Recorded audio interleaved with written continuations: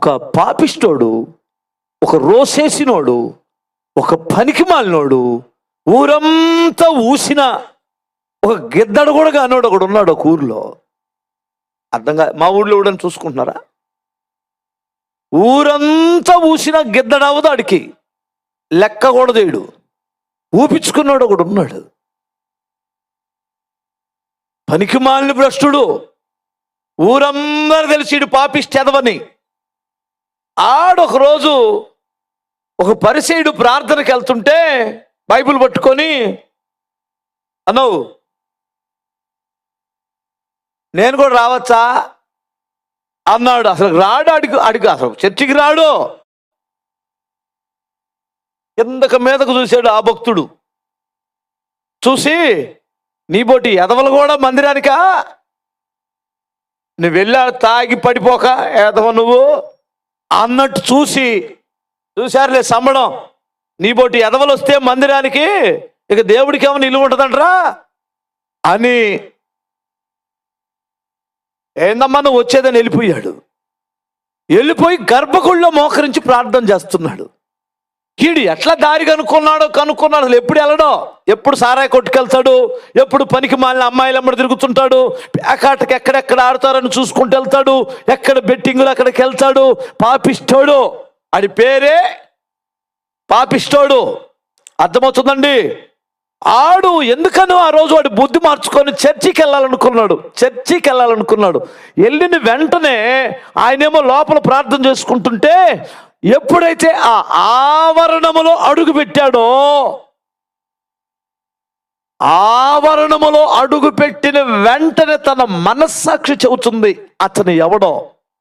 అప్పుడు దాకా ఏమనేవాడంటే, అరే తాగుతున్నావురా, బ్రతుకు మార్చుకోరంటే, ఏమ్మా నీ బతుకు మార్చుకో, నేనే కరెక్టు అనేవాడు.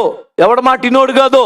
అరే నువ్వు పాపివిరా, పాపాలు ఒప్పుకోరంటే, ఏది నువ్వు ఒప్పుకోమ్మా, మీరు వెళ్ళినా ఒకటే నేను నెల్లకపోయినా ఒకటే అనేవాడు. ఇప్పుడు అక్కడికి వెళ్ళిన తర్వాత ఎవడో ఒప్పించట్లేదు, ఎవడో వాడిని ప్రేరేపించట్లేదు.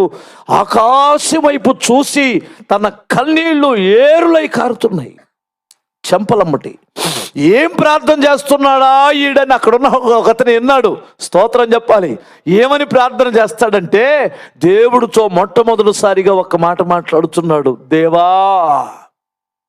ఆకాశము వైపైనను కన్నులెత్తుటకు నేను అర్హుడును కాదు, ఎందుకంటే నువ్వు ఆకాశములో ఉన్నావు. నా ఎంత పాపిష్టివాడు ఇంకొకడు ఎవడో లేడు తండ్రి. ఇంత మంచి జీవితాన్ని ఇచ్చావు, ఇంత మంచి ఆరోగ్యం ఇచ్చావు, వయసు ఇచ్చావు, బలం ఇచ్చావు. దీన్ని ఇప్పటి వరకు వేస్ట్గా ఖర్చు పెట్టుకున్న పాప భ్రష్టుడిని ప్రభువా, నీ వైపు చూడడానికి నాకు ధైర్యం సరిపోవటం లేదు. ప్రభువా అని పిలవడానికి నా నోరు మంచిది కాదు. అందుకు కూడా ఈ పాపిష్టి నోటితో ఎన్ని బూతులు మాట్లాడానో, ఎంతమందిని దూషించానో గుర్తొస్తే నా మీద నాకే అసహ్యత కలుగుతుంది తండ్రి. ఈ చేతులు ఏవేవి తాకినాయో నాకు తెలుసు నాయన. నీచ్యమైన చేతులు ఇవి. నన్ను కరుణించగలవా తండ్రి అని ఏడుస్తున్నాడు. చిన్నపిల్లోడు ఏడ్చినట్టు. ఆ చుట్టుపక్కల వచ్చేవాళ్ళు పోయేవాళ్ళు అందరికి తెలిసిడు. వీడందరికి తెలుసు. మీ ఊరిలో ఒక తాగుబోతు ఆయన ఉన్నాడు, మీ ఊరిలోనే. నీకు ఎలా తెలుసు అంటున్నారా? ఒక తాగుబోతుడు ఉంటుంది, మా ఊరిలో 1000 మంది ఉంటే అన్నాడు. చూస్తున్నారేంటి? హల్లెలూయా. ప్రభాకర్ అని ఇంత ఉంటాడు. 2006లో నేను ఏదో ఒక చర్చి రిజిస్ట్రేషన్ కోసం వస్తే ఈ రిజిస్టర్ ఆఫీస్లో ఉన్నాడు. మా వాడు అరే జెరాక్స్ తీసుకురామని డబ్బులు ఇచ్చాడు. ఆ డబ్బులు తీసుకెళ్ళి ఏదో పని చేస్తారంటే ఆఫీసులో పని చేస్తుంటాడా, అది ఆ రిజిస్టర్ ఆఫీస్లో. ఏం పని చేయించకుండానే మందు తాగొచ్చాడు. ఫుల్గా తాగొచ్చి డబ్బులు అడిగితేడు, హలో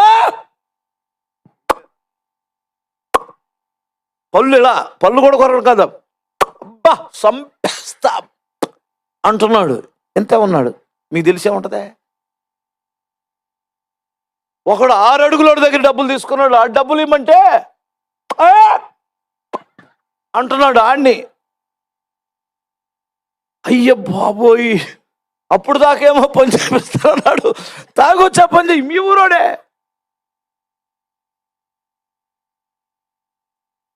తిమోతి వెళ్ళారా నువ్వు? ఇట్రా చెబుతా.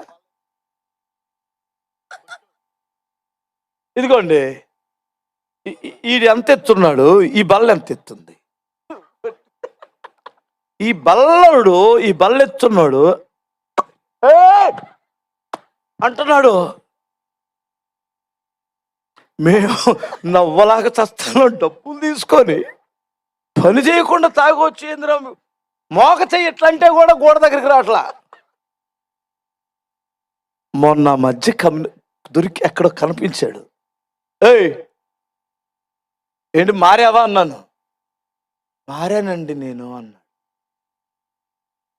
ఎరా మారాడా?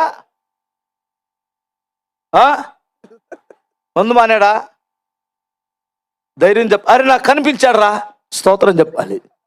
2 చేతులు చెప్పగలరా? బాగానే ఉంటున్నాడా? ఇప్పుడు వింటాడేమో. ఎన్నే అందుకనేగా చెబుతుంది, నేనంటే మహా ఇష్టం. స్తోత్రం చెప్పాలి. ఒకసారి 2 చేతులు చెప్పగలరా? ఊరందరికి రోసేసినటువంటి వాడు అనుకున్నటువంటి వాడు దేవుని మందిరానికి వెళ్ళి అలా వచ్చేవాళ్ళు పోయేవాళ్ళు చూసి అలా వెళ్తున్నప్పుడు ప్రభు అక్కడుండి ఒక సాక్ష్యం ఇచ్చాడు. ఆ ముందెళ్ళి గర్భాలయంలో కూర్చొని ప్రార్థన చేశాడే, ఆడికంటే ఇతడు నీతిమంతుడై తిరిగి వెళ్ళాడు అంటున్న బైబిల్. 2 చేతులు చెప్పు హల్లెలూయా.